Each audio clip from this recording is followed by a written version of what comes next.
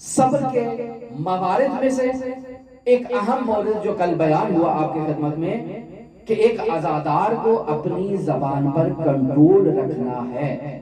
اگر یہ عزادار اپنی زبان پر کنٹرول نہیں رکھے گا تو یہ عزادار صابر نہیں ہے۔ صبر کے موارد میں سے یہ ہے کہ اسے شریعت پر عمل کرنا ہے۔ اگر یہ شریعت پر عمل نہیں کرے گا تو یہ کمزور سٹیج پر ہے۔ مرحوم آیت اللہ بہجت سے جب بھی کوئی اخلاقی نصیحت کا مطالبہ کرتا تو کہتے بہت مشکل ہے، اخلاقی نصیحت کرنا میرے لیے بہت مشکل ہے۔ واجبات پر عمل کرو اور محرمات کو ترک کرو، یہ فارمولہ تھا۔ واجبات پر عمل کرو، محرمات کو ترک کرو۔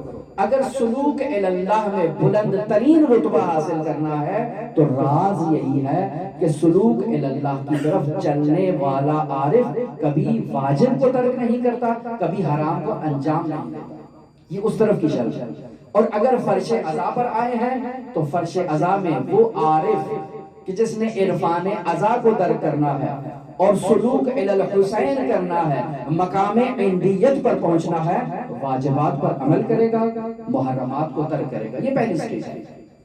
پھر دوسری سٹیج اگر پوچھی جائے مرحوم آیت اللہ بہجت سے تو وہ یقیناً بیان کریں گے کہ مستحبات پر عمل کرو اور مکروہات کو ترک کرو، یہ آگے کا مرحلہ ہے۔ لیکن مرحوم آیت اللہ اس پہلی سٹیج سے آگے نہیں آتے تھے کیونکہ معلوم تھا کہ اکثریت اتفاق جو ہے وہ اسی پہلی سٹیج میں گرفتار ہے۔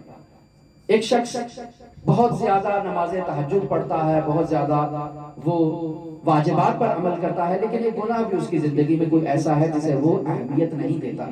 کیا ہے یہ؟ خالہ کی بیٹی ہے، اسے دیکھ لینے میں کیا ہے؟ نہیں، حرام حرام ہے، کوئی حرام چھوٹا نہیں ہے اور کوئی حرام بڑا نہیں ہے، سب ایک جتنے ہیں، اللہ کے محرمات ہیں۔ اس سے اجتناب جب تک ایک سالک نہیں کرے گا، ایک عزادار نہیں کرے گا، نہ سلوک اللہ کے مرحلے میں کامیاب ہے، نہ سلوک الحسین کے مرحلے میں کامیاب ہے۔ یہ بہت ضروری ہے۔ جب انسان اپنی زبان پر تالا لگا لیتا ہے، اپنی زبان کو اپنے اختیار میں لے لیتا ہے، جب انسان حبس النفس کر لیتا ہے، شریعت پر عمل کرتا ہے، عقلی اصولوں کو لحاظ رکھتا ہے، تو ایسا انسان کبھی اپنی زبان سے ایسے جملے کو جاری نہیں کرے گا جس جملے کے جاری کرنے پر اس کا مولا اس سے راضی ہے۔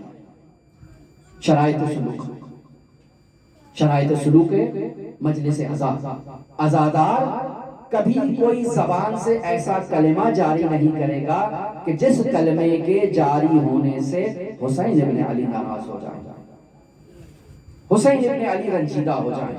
جب عزادار اپنی زبان پر کنٹرول کر لیتا ہے تو اب اس میں وہ رتبہ اور وہ درجہ آ جاتا ہے کہ معصوم کو بھی اس پہ اعتماد ہو جاتا ہے کہ یہ وہ شخص ہے کہ اگر اس کے پاس ہماری کوئی امانت موجود ہے تو یہ اس امانت میں خیانت نہیں کرے گا۔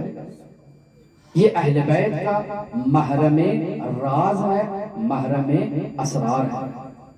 لہذا اس مجلس عزا میں اس کے اوپر اگر کوئی ایسی کیفیت طاری ہو جسے جذبے کی کیفیت بیان کیا گیا اور اس کیفیت میں اگر اس نے کسی چیز کو مشاہدہ کیا جو اسرار اہل بیت سے تعلق رکھتے ہیں تو چونکہ اس کی زبان پر پہلے سے تالا موجود ہے، اس نے حبس النفس کر لیا ہے، یہ اس کا نااہل کے سامنے اظہار نہیں کرے گا۔ کبھی کسی نااہل کو نہیں بتائے گا کہ آج میں مجلس عزا میں گیا تو ایسی کیفیت طاری ہوئی، آج میں مجلس عزا میں گیا تو میں نے اپنے کنار پر بیٹھی ہوئی کسی نورانی ہستی کو مشاہدہ کیا۔ یہ اسرار ہے کہ جو مجلس عزا میں ایک ایسے خالص سچے عزادار کے اوپر آیا ہوتے ہیں اور اس کی ذمہ داری ہے کہ ان اسرار کو خود تک محفوظ رکھے اور حبس النفس کا مظاہرہ کرے۔